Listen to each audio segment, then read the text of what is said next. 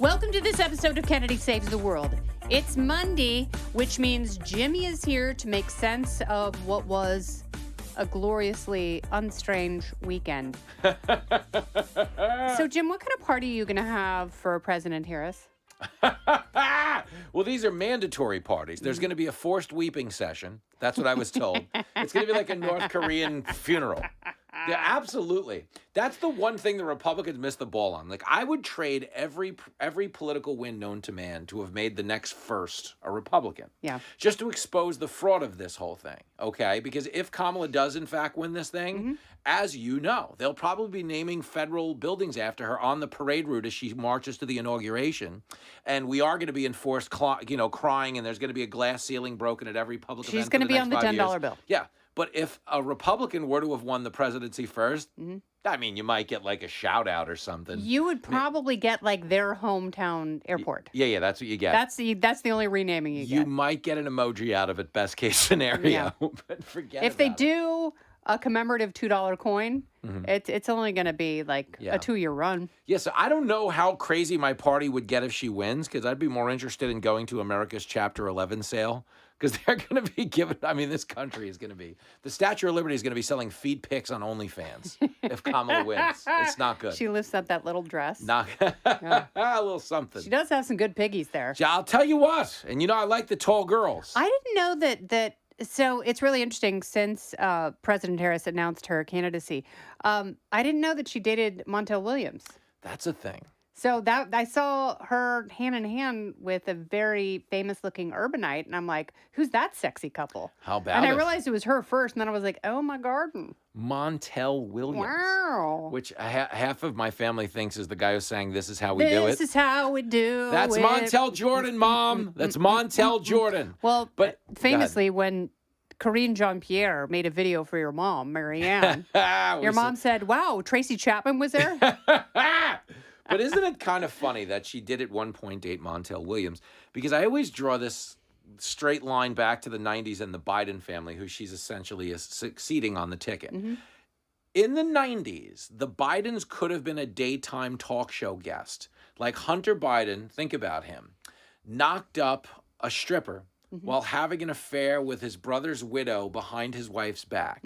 Does that not sound like a chyron on like Richard Bay or Springer? It sounds like you were racist against addicts and people in recovery. That's where this is going. It's incredibly insensitive of him. That's where this is going. He has admitted his flaws. You can't. He's a painter. He's the finest son President Biden knows. How could you even think of him in that context? There is a part of me, okay, and I get the sarcasm and I think it's hilarious, but is there not a part of you that almost genuinely appreciates the level of performance art the media is now engaging in? Yes. Because it's straight performance art. Okay, It's stupid town. We were doing media hits 6 months ago about whether or not they were going to take Kamala Harris off the ticket. Yes. Because the media wanted her off the ticket. I think we were doing that 6 weeks ago. Yeah, she's dragging it down. Like, we can't have her. Okay, Joe's not going to be president, so we need someone, literally anyone else in there. And they're like, well, they can't push her aside for Gavin Newsom. Yeah, that would look bad. Don't go anywhere. More Kennedy Saves the World right after this. So you really think, because I know we discussed this last week, you think that they assume she's going to lose and they don't care because they just want a full reset for 2028? Well, I think the Olympics will be in Los Angeles. I mean, what a great year for Newsom. Oh, my goodness to gracious. be running for president as the Democrat nominee. Well, make no mistake about it. At the least, everyone who decided not to run, because none of them are running. Newsom's not running. Nobody's running. Whitmer's not running. Everybody who They're a bunch of P words, Jim. Everybody who decided not to run is quietly rooting for Trump to win because then they have a shot to run for president. Yeah, because then they can hate Trump for 4 years. Yeah, perfect. They can grudge narrate this presidency until they run again. And finally, I get to be the savior of the party and the nation. And believe me, that's what Whitmer wants to do. That's what Newsom wants to do. They want Trump to win. And then they get to basically build their campaign over the course of 4 years and then get into a crowded Democratic primary. If Kamala wins, if Kamala wins, they're all out of the game for 8 years. You know what's exhausting? Which every time you say something like this, my heart sinks a little bit because when Trump and Biden Yeah. sealed the nominations respectively for their parties, you were like, we're going to have 6 more months of this. And I was like, oh, and I clinched in places I don't like to admit. But I realized that we're already in the 2028 presidential cycle. Yeah. Because this one, it's like, who cares? Like, half the country's going to absolutely hate whoever is elected president. I mean, they're going to actively abhor them. So now everyone's just looking at 2028. That's where we are. And it's going to be stupid town again. Mark my words, in 4 years, it's going to be even dumber. Well, think about this. If Trump were to win, right? Okay, he's lame duck as we know, so it's over. I don't doubt Republicans would primary Vance if he assumes he's just going to be the successor to Trump.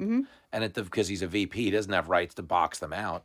But that would also mean the Democrats are coming in with a blank slate. You'd probably start that election cycle with 40 people running between the two parties. Oh, it's a royal rumble, Jim. But we should just settle it that way at this point. Why wouldn't we just America's Got Talent the presidency? Aren't we just basically doing that anyway? I thought we were going to do that with the vice presidency. I thought it was going to be a little bit more vaudeville than we saw. Nah, we're getting nothing right now. I'm really underwhelmed. And the problem for Vance, again, I've said it before, there's just no way to replicate, the electricity and rugged sex appeal of Mike Pence. You're it's like absolutely that right. was a man who just set hearts aflutter. When he walked into a room and called his wife mother, there was something about it was just hot. Remember the fly that landed on his head during the debate? Even the fly was like, I can't help myself. Hey, to be fair, it wasn't the first time that administration was bugged. Hey, good night. Come on, everybody. We're trying over here. We're doing it. We have nothing to work with. Give me your money. All right, this has been Kennedy Saves the World, along with Big Jim Failla. Consider yourself saved. You saved. I'm Kennedy. Goodbye.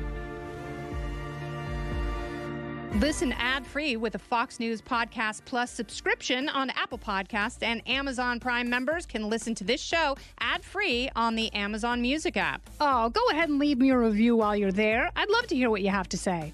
You've been listening to Kennedy Saves the World on the Fox News Podcast Network.